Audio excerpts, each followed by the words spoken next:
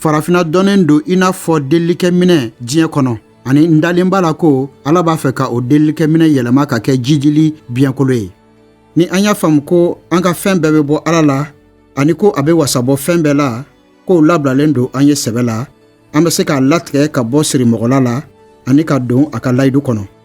K'a sɔrɔ an kɛra dannabaaw ye, an ye ci sɔrɔ ka bɔ Bibili kɔnɔ ko an ka fantanw sɔn, nka an ka kan k'o kɛ ni hakilitigiya ye wasa an kana siri mɔgɔla to ka mɛn. Dili tuma bɛ yen ani bolofɛn dibaliya tuma fana bɛ yen. Sigida caman bɛ ɲɛnɛmaya yɔrɔ dɔw la ani cogo si tɛ u bolo ka jidi. Fitinin min bɛ o mɔgɔw bolo u ye u wasa don ni o ye. Sabu o yɔrɔw la u bɛ balo sɔrɔ gansan ani u ma fara ka bɔ ɲɔgɔn na abada. U y'u sigi lakana kɔnɔ ka fɛrɛ ka sigi n'a ye ko u dɛmɛbaaw bɛna u sɔn tun ni u mago jɔra a la. Ne ka dugu la Port Elizabeth la, forobanaji suguya 11 de bɛ yen min labilalen bɛ bɛɛ ye ani fantanw bɛ tɛmɛ ka tugu ɲɔgɔn na. U ma ɲini tuma si ka baara kɛ. Tesalonikaw 2 sura 3 verset 10 b'a fɔ ko ni dɔ tɛ sɔn ka baara kɛ o kana dumuni kɛ fewu. Tiɲɛ do fanga bɛ nin kumaw la, nka nafa bɛ o fɔli la. Sigidaw la i n'a fɔ an ye min kofɔ ka ban, ko kɛbaliw caman bɛ yen minnu bɛ tɛmɛ mɔgɔw ka miirili kan ni adamadenya danbew ni saamɛ tununa pewu u ka salabatoya kosɔn. Baara tɛ danga ye, nka duba de do. Dugukolo bɛ o fantanw la caman bolo, u ye o min fili sɛnɛkɛyɔrɔ la ten. Ka sɛnɛ kɛ ka kɛɲɛ ni Ala ka sɛnɛko bolodacogo ye, o ye ka hakilitigiya ni faamuyali dan. An tɛ fantanw datugulen to sirimɔgɔla bana la. Ni an bɛ taa ɲɛ ka mɔgɔw sirilen to sirimɔgɔla la ka to, an bɛ fantanw lajija k'aw ɲɛ jɔ balo sɔrɔ sira juguw de la. Mɔgɔ tɛ Ala ye. Fɛn ɲuman bɛɛ bɛ bɔ Ala de la. Ani ni an ye an yɛlɛma a fan fɛ ni an dusukun bɛɛ ye, a fana bɛ i yɛlɛma an fan fɛ ni a ka duba banbali ye. Ni an bɛ miiri ko fura bɛ adamaden bolo fantanya kɔlɔlɔ kama, an filila kosɛbɛ. Adamaden yɛrɛ de ye o gɛlɛya sababu ye. Ala ka miirili ye mɔgɔw ka jidi ka kɛɲɛ ni ale cogo ye, ka danni kɛ ni ka suman tigɛ, ka kɛ kɔlɔsiba ɲumanw ye min kalifara an ma ka kɛ kantigi ye o fan fɛ.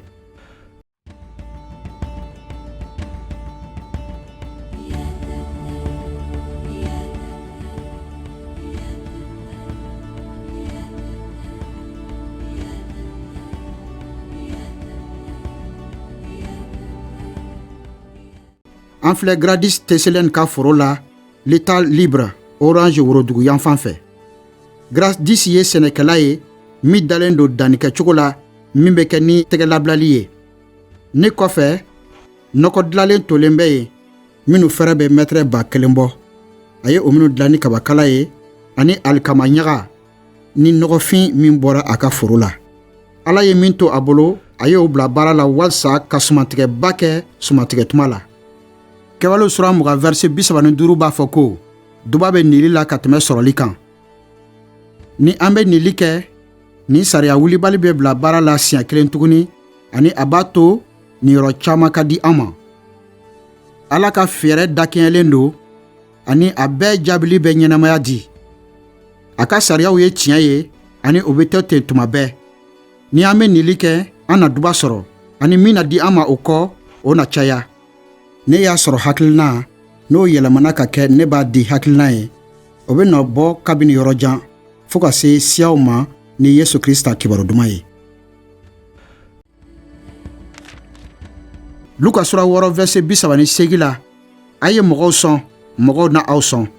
U na mure ta ka aw ta suma k'a digidigi, k'a yigiyigi, ka dɔ fara a kan fɔ a bɛ bɔn ka o yɛlɛma aw ka duloki dufabaw kɔnɔ kamasɔrɔ aw bɛ tɔw ta suma ni minɛ min ye aw ta na suma ni o minɛ yɛrɛ de ye aw ye masaya cɛɲi taw ye minnu bɛ fɛn bɛɛ kɛ a kunjugu kan a ka hakilitigiya b'a la Ala ye sariya wulibaliw sigi sen kan o minnu fɛ an ka kan ka nili kɛ o kɔ Ala n'an sɔn ka tɛmɛ fɔlɔ ta kan ni versew ko bɛ fɔ tuma dɔw la walasa k'an jija ka dili kɛ ka jaga bɔ ka nili kɛ nka o dɔrɔn tɛ a bɛ ɲɛsin ɲɛnɛmaya taabolow bɛɛ ma Ala bɛ min fɔ ka ɲɛsin baara ni baara gɛlɛn ma ni an bɛ o mafilɛ an bɛ bɔ nin ko kalama mɔgɔ min bɛ a ka dugukolo sɛnɛ o na wasa dumuni la nka min bɛ tugu fɛn fu nɔfɛ fantanya na o sɔrɔ ntalen sura 28 verset 19 ko cogo de ye o ye n'i tɛ baara kɛ i na kɛ fantan ye sɛnɛ hukumu kɔnɔ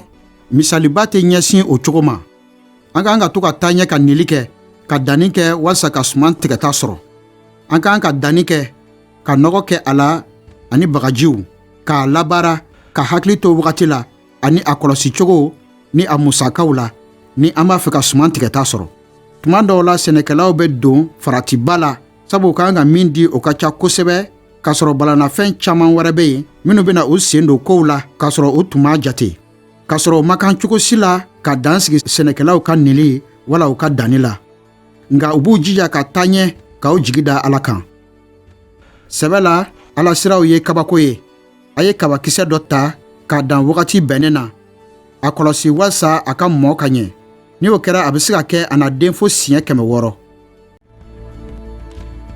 APD ye bɛɛ dan sira min fɛ o ye ka kisɛ kilo 25 dan jiri kɔnɔ kelen na o de y'a to yɔrɔ jalen na u ye tɔni 13 ni kilo 900 suma tigɛ o b'a jira ko a buguna siɲɛ 556 tiɲɛ la o ye sumani cogo ɲuman ye min ye aw ka dulokiba jufa fa fo k'a bon dannikɛla bɛ kɛlɛ la tuma bɛɛ sirimɔgɔla bana fɛ sɛnɛkɛlaw hakili la ani sisan kow kɛcogo ye sɛnɛkɛlaw caman fari faga danni la an ka kan ka sɔn a ma ka danni kɛ ni an seko damayira bɛɛ ye min bɛ an bolo ka baara kɛ ni o ye sabu an b'a dɔn ko Ala ye jidili sira labɛn tiɲɛ ka fɔ dannikɛ sariyaw bɛɛ la ɲuman bɛ ɲɛsin muso dɔ ma min ye san 70 ye Fani ka bɔ Malawi dugu dɔ la a ye nin sɛnɛkɛcogo kunnafoni sɔrɔ ani a y'a latigɛ ka k'a foro sɛnɛ ka kɛ ni APD ka baarakɛcogo ye a tun y'a mɛn ko ni wari tɛ i bolo ka tubabunɔgɔ san ko i bɛ se ka baara kɛ ni farafinnɔgɔ ye ni fɛn fila si sɔrɔ cogo tun tɛ a bolo nka a tun b'a dɔn ko a ka kan ka fɛn dɔ dan walasa ka suman tigɛ an ka kan ka mun kɛ an tun ye o kalan ko suman baloko ɲuman bɛ sɔrɔ tonkun bɔgɔ la ni jigi tɛ min fɛ o tigi bɛ se ka tonkun bɔgɔ kɛ dingɛ kɔnɔ farafinnɔgɔ cogo la a ye a ka yɛrɛbonya bila ani k'a latigɛ ka segin a kan tun o cogo la Fani ye tonkun bɔgɔ cɛ a ka foro dafɛ ani a ye danni kɛ ka kɛ ni Ala ka sɛnɛko boloda cogo ye a ye baara kɛ ni tonkun bɔgɔ ye tubabunɔgɔ nɔ la a ka sumantigɛ diyara kosɛbɛ k'a sɔrɔ minnu bɛɛ bɛ a ka foro dafɛ olu ka sumantigɛ ma diya Ala ka sariya ye wulibali ye ni an ma danni kɛ an tɛna suman foyi tigɛ danni mana kɛ fɛn o fɛn ye hali ni tonkun bɔgɔ de don an tɛ se ka taa ɲɛ ka sɔrɔli kɛ k'a sɔrɔ an ma fɛn di Bibili b'a fɔ an ye ko an ye min dan an bɛ o de suman tigɛ fu sigiyɔrɔma fu o ye fu de ye fu sigiyɔrɔma 100 o ye fu de ye nɔgɔ fu kɛ dingɛ 22 ni 222 kɔnɔ o ye fu de ye ni aw ma foyi di hali ni dugukolo cogo ka ɲi aw tɛna fosi sɔrɔ ne kabakoyara k'a ye ko Uganda Malawi ani Mozambique u ka dugukolo ka ɲi fo ka nɔgɔ jigin kosɛbɛ o la mɔgɔw y'a fɔ ko kun t'a la ka nɔgɔ kɛ foro la ko sabu a dugukolo ka ɲi ka ban nka u ka suma tigɛta tɛ tɛmɛ bɔrɔ 12 kan jiri kɔnɔ la sabu u tɛ fɛn di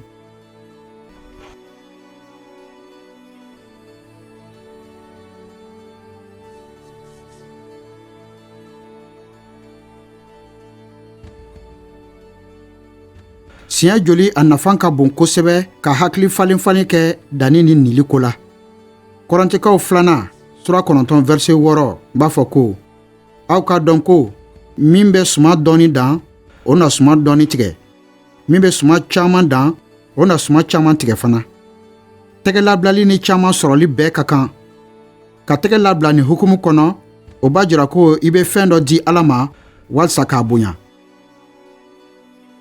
Misalila, ni farafin nɔgɔ bɛ aw bolo, hakɛ min na i kana o tila 2 ye ka kɛ foro 2 la.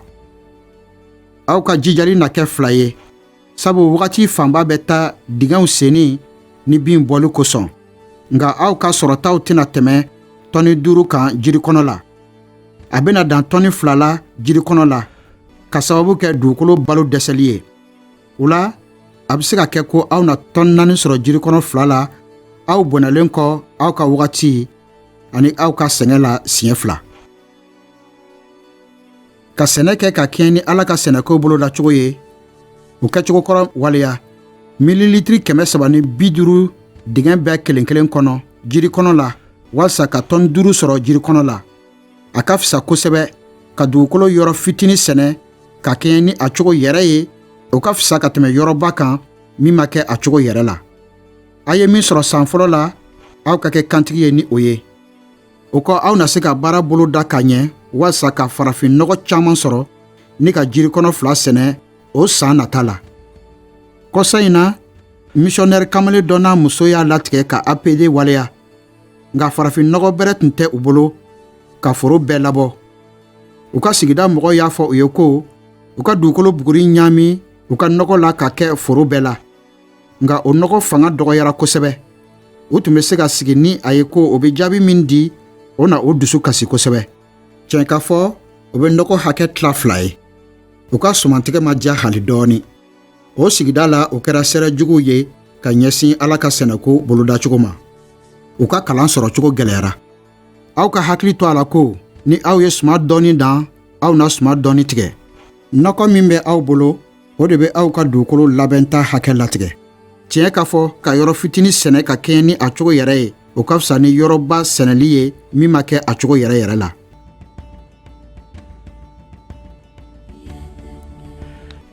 Ne y'a kɔlɔsi farafina jamana fanbaw la, yɛrɛjabɔ ni dɔkɛbaliya tɛ u ka fantanya kojugu nɔ ye. Tuma dɔ la, fanbaliya nɔ don. Oze sura 4 verset 6 b'a fɔ an ye ko ne ka mɔgɔw bɛ halaki u ka kodɔnbaliya kosɔn. An ka kan ka danni kɛ ni faamuyali ye, ni o tɛ an bɛ se ka danni kɛ ni tɛgɛlabilali ye k'a sɔrɔ an ma fantanya zu kari. An ka kan ka min kɛ, Ala ye o jira an na ka kɛɲɛ ni a ka yɛlɛmani baara kɛcogo ye. A bɛ o kɛ an dusukun na fɔlɔ. O kɔ, a b'o kɛ an hakili kurayali ye ni an ka dugukolo kumabɔli fɛ. An ka kan k'an majigi dɔrɔn ni ka nimisi an ka sirakɔrɔw ko la, ni ka kaminɛli dege a fɛ. Baara gɛlɛnw ni fɛn minnu bɛ don foro la, olu dama tɛ sɔrɔ jidili ye. Hakilitigiya min bɛ na ka bɔ sanfɛ, an ka kan ka o sɔrɔ. Sɛnɛkɛla caman b'a fɔ ko u ma tubabu nɔgɔ kɛ u ka foro la, sabu u bɛ miiri ko nɔgɔba bɛ u ka foro la. O bɛɛ n'a ta, ni an bɛ u ka sɔrɔw jateminɛ, an b'a ye ko o tun ka kan ka min sɔrɔ jiri kɔnɔ kelen na ko u sɛbɛkɔrɔ binna kosɛbɛ, ani u ka sɔrɔ bɛ dɔgɔya san o san. Sɛnɛkɛlaw filila ka sɔn ka da nin nkalon na. An tɛ se ka sɔrɔli kɛ, ka sɔrɔli kɛ, ka taa ɲɛ ka sɔrɔli kɛ, ka sɔrɔ an ma foyi di. An ka kan ka nili kɛ walasa ka fɛn dɔ sɔrɔ. Fɛn o fɛn bɛ kɛ, dugukolo bɛ dɛsɛ, sabu sɛnɛ fɛn o fɛn kɛra a kan, o bɛ dugukolo balo bɔ a la, a mago tun bɛ o min na walasa ka sunw balo. Balo min bɛ dugukolo la, a bɛ ban. Ni a bɛɛ bɔra a la, o y'a bannen ye. Ala ka wasabɔ fɛn bɛɛ la, dugukolo birifini ye o yɔrɔ ɲuman dɔ ye. Ni aw bɛ nin birifini kɔrɔla lajɛ, aw na san tɛmɛlen alikama ɲaga sɔrɔ a kɔrɔ. An ka kan ka danni kɛ ni kantigiya ye ni an b'a fɛ ka bɔ fantanya la. Ni an kɛra kantigiw ye hali ni fitini ye, Ala ye layidu ta ko a bɛ duba an ye. Matthieu sura 25 verset 14 ka se 30 ma. Yesu bɛ ntalen dɔ fɔ ye ko kuntigi dɔ ye tilali kɛ mɔgɔ dɔw ni ɲɔgɔn cɛ. U ka sɔrɔtaw cayara ni ɲɔgɔn ye. A ye talan 5 di baaraden dɔ ma, ka 2 di dɔ wɛrɛ ma, ka 1 dɔrɔn di u laban ma, ka kɛ ni u bɛɛ ka seko ye. Ala bɛ an kɔlɔsi ani k'an sɔn ka kɛ ni an seko ye, sabu a t'a fɛ an ka dɛsɛ ni k'a ka talan dilen tiɲɛ. Baaraden min tun ye talan 5 sɔrɔ, o ye jago kɛ ka 5 wɛrɛ sɔrɔ ka fara o kan. Ani kuntigi kɔsegilen ye a tanu kosɛbɛ. A ɲɛna kosɛbɛ. I ye jɔn ɲuman ye mɔgɔ bɛ se k'a jigi da min kan. I kɛra kantigi ye ko fitini na, o de kosɔn ne na fɛn nafamaw kalifa i ma na don i makɛ ka ɲagali la.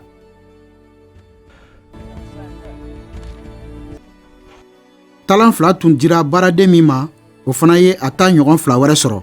A fana ye tanuli sɔrɔ o cogo kelen na. Baaraden min tun ye kelen sɔrɔ, ale kɔni taara a ta don dugukolo jukɔrɔ. Kuntigi kɔ segilen dimina a kɔrɔ. A ko, i tɛ foyi ye salabatɔ. I tun ka kan ka ne ka wari mara banki la.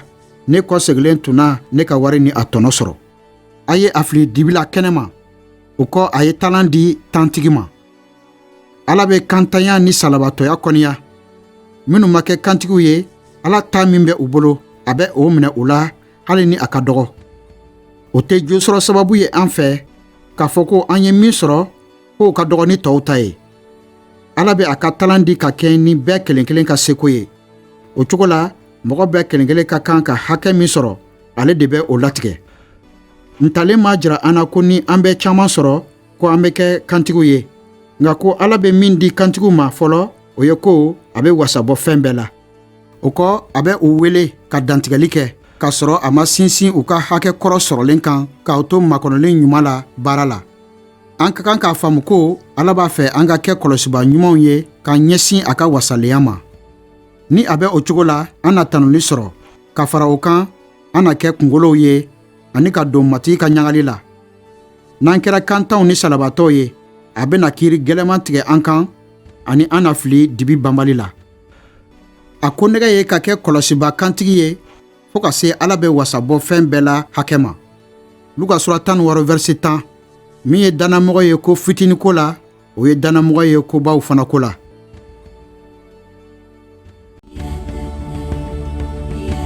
Kɔlɔsibaw y'a jira ko n'i ma kɛ kantigi ye dugukolo kɔlɔsili la, a bɛ dugukolo tiɲɛ.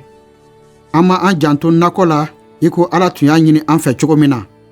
Jatew y'a jira ko sisan dugukolo tiɲɛni bɛ se tɔni 55 ma jiri kɔnɔ la san o san farafinna. Nin hakɛ ka ca kosɛbɛ ani a bɛ mɔgɔ lasiran. Nka o bɛɛ n'a ta, mɔgɔ jigi dalen bɛ baarakɛla caman minnu kan. Olu bɛ miiri ko nin hakɛ tɛ foyi ye, ko jamana dɔw la a bɛ se tɔni 250 ma jiri kɔnɔ la san kɔnɔ. Jiri kɔnɔ kelen ye mètre carré 10,000 de ye. O b'a jira ko a bɛ se ka kɛ ka taa milimètre 2 ka se 4 ma. O de bɛ taa dugukolo sanfɛla tiɲɛni fɛ san o san. Ni o dugukolo tiɲɛni bɛ taa ɲɛ, ni k'a barika bonya, a bɛ na ni dingɛkolonw bɔli ye minnu bɛ se ka se fo mètre 20 dunya ma. Ka kɛɲɛ ni farafinna wagati yɛlɛma cogo ɲuman ye, dugukolo bɛ taa ɲɛ k'a yɛrɛ labɛn cogo min na, o dilanli b'a to a bɛ dugukolo milimètre 6 fara a yɛrɛ kan san o san. O ma se jateminɛliba ma, bɛɛ b'a dɔn ko foro b'a la ka taa tunuli fan fɛ kɔgɔji kɔnɔ. An ka baabolow bɛɛ falen bɛ bɔgɔmugu la ka sababu kɛ jisiraw bɛ na ni fɛn cɛlen minnu ye a kɔnɔ. O ɲamaɲamaw bɛ dan kɔgɔji la. O bɛ fɛn ɲɛnamaw ni ɲɔgɔn cɛ dancɛ tiɲɛ ani jiw bɔyɔrɔ mabɛn cogo. Yala nin de tɛ wele ko ka nakɔ kɔlɔsi cogo ɲuman na wa? Ani o b'a jira ka jɛya ko Ala ye min kalifa an na, o ma kɔlɔsi ni ladiriya ye.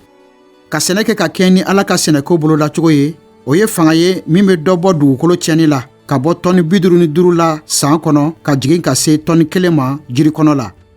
O b'a jira ka jɛya ko i kɛra kɔlɔsiba kantigi ye ka ɲɛsin dugukolo ni yɔrɔ sɛnɛta ma. O min b'a jira ko ka wasabɔ fɛn bɛɛ la Ala ye o di an ma. Ni mɔgɔw ye fanga sɔrɔ ka nakɔ kɔlɔsi ni kantigiya ni sesɔrɔli ye, o b'a to jɔyɔrɔ tɔ minnu kalifara u ma, u ka u kɔlɔsi nɔgɔya la. Dugukolo bɛ mafiyaya yɔrɔ min na, wala sɛnɛko kɛra dusucɛnko ye yɔrɔ min na, u tɛ baara wɛrɛ kɛ ka tugu fɔlɔ la ani ko wɛrɛ minnu bɛ nafa lase mɔgɔ ma, u tɛ o fana kɛ. Ka i janto dugukolo la ni kantigiya ye, o bɛ mɔgɔw labɛn walasa u ka jidi ka taa ɲɛ ni baarakura dabɔli miirili ye, ni ka ɲɛnɛmaya cogo ɲuman la ani ka sigida dilan ka ɲɛ.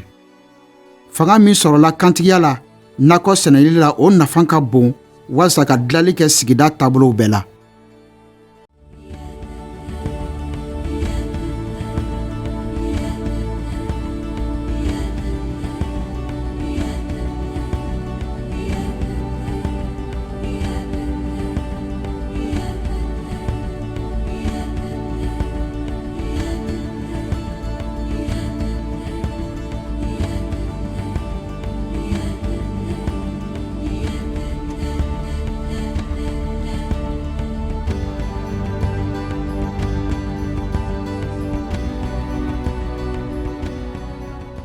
an bɛ nili kɛ ni hakilina min ye o fana nafa ka bon kosɛbɛ. mɔgɔ bɛɛ kelen kelen ye min latigɛ u yɛrɛw kɔnɔ u ka nili kɛ ka kɛɲɛ ni o ye. a kɛli kana gɛlɛya u ma, a kana kɛ ni diyagoya ye, kamasɔrɔ min bɛ nili kɛ ni diyaɲɛ ye o tigi de ko ka di Ala ye. an dusukun cogo ka ɲɛsin an ka baara ma, o fana sen bɛ danni la. ni an bɛ suma dɔɔni dan, an bɛ suma dɔɔni fana tigɛ. nka ni an bɛ danni kɛ ni nisɔndiya ye, an bɛ suma tigɛ ni nisɔndiya ye fana. ni an bɛ danni kɛ ni nisɔndiya ye, o ka di Ala ye. delikɛla si tɛ donbolo sɔrɔ ni nisɔndiya yɛrɛ ye. o mɔgɔ min tɛmɛtɔ don, ni o ye a muguritɔ ye, a kana kɛ o kɔnɔ ko a ka ko bɛɛ ka ɲi ni ka tilen ka tɛmɛ. a bolo baara tɛ a nisɔndiya. kamasɔrɔ matigi ye nisɔndiya min di an ma, o ye aw barika ye. an ka nisɔndiya ju sigilen bɛ matigi de kan fɔlɔ, nka o nisɔndiya ka kan ka jɛnsɛn ka se an ka ɲɛnamaya kow bɛɛ la ani an bolo baara nɔ. ko nafamaba, an ka nisɔndiya dulolen bɛ an ka kɔlɔsili baara taabolo bɛɛ la. kɔlɔsili baara ko fɛsɛfɛsɛlen bɛ kalankun na. Ala bɛ wasabɔ fɛn bɛɛ la ni an ye o dan, i n'a fɔ an b'a kɛ matigi ye. an na suman tigɛ ni nisɔndiya ye. an ye min sɔrɔ, an ka nisɔndiya bɛ bɔ o la, ani a bɛ an wasa kosɛbɛ Ala ka kow la, ani o bɛ waleya jɛɲɔgɔnya fɛ min bɛ jɛnsɛn an ka ɲɛnɛmaya taabolo bɛɛ la. a bɛ se ka kɛ an bɛ nisɔndiya sɔrɔ matigi la k'a sɔrɔ an m'a sɔrɔ sɛnɛ la, ni an m'a to matigi ka kɛ matigi ye o hukumu kɔnɔ. ni an ye matigiya di a ma sɛnɛ la, an na tanu an ka kokɛtaw bɛɛ la. an na danni kɛ ka caya ni nisɔndiya ye, ani o kɔ an na suma caman tigɛ ni ɲagaliba ye.